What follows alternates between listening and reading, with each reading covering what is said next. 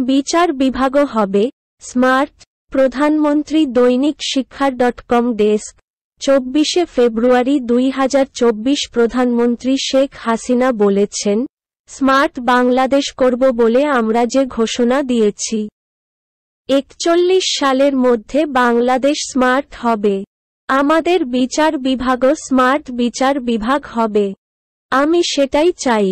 একবিংশ শতাব্দীতে দক্ষিণ এশিয়ার সাংবিধানিক আদালত বাংলাদেশ ও ভারত থেকে শিক্ষা শীর্ষক আন্তর্জাতিক সম্মেলনের সমাপনী অনুষ্ঠানে অংশ নিয়ে তিনি এসব কথা বলেন।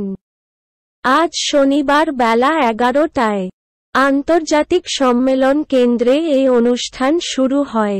ভারতের প্রতি কৃতজ্ঞতা প্রকাশ করে শেখ হাসিনা বলেন, 75-এ আমার ছোট বোন আর আমি বিদেশে ছিলাম। তখন ভারতই আমাদের আশ্রয় দিয়েছিল। যারা গুলি খাওয়া বেঁচে গিয়েছিল, যারা স্বজন হারা ছিল, যাদের জীবন ছিল অত্যন্ত ঝুঁকিপূর্ণ, তারাও কিন্তু ওই ভারতে আশ্রয় নিয়েছিল। কাজেই 75-এর পরে আমাদের যাদেরকে আশ্রয় দিয়েছিল সেটা আমরা শ্রদ্ধার সঙ্গে স্মরণ করি, শেখ হাসিনা বলেন।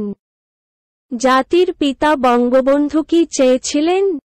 চেয়েছিলেন একটি শোষণমুক্ত সমাজ গঠন করতে, বাঙালি জাতিকে ক্ষুধা দারিদ্র্য থেকে মুক্তি দিয়ে একটু উন্নত জীবন দিতে, এই জনগণের অধিকার প্রতিষ্ঠা করতে যেই তিনি আজীবন সংগ্রাম করেন, জেল জুলুম অত্যাচার সহ্য করেন। তারই নেতৃত্বে আমরা স্বাধীনতা অর্জন করি।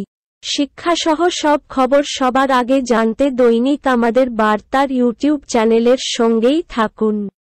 ভিডিওগুলো মিস করতে না চাইলে এখনই দৈনিক আমাদের বার্তার ইউটিউব চ্যানেল সাবস্ক্রাইব করুন এবং বেল বাটন ক্লিক করুন।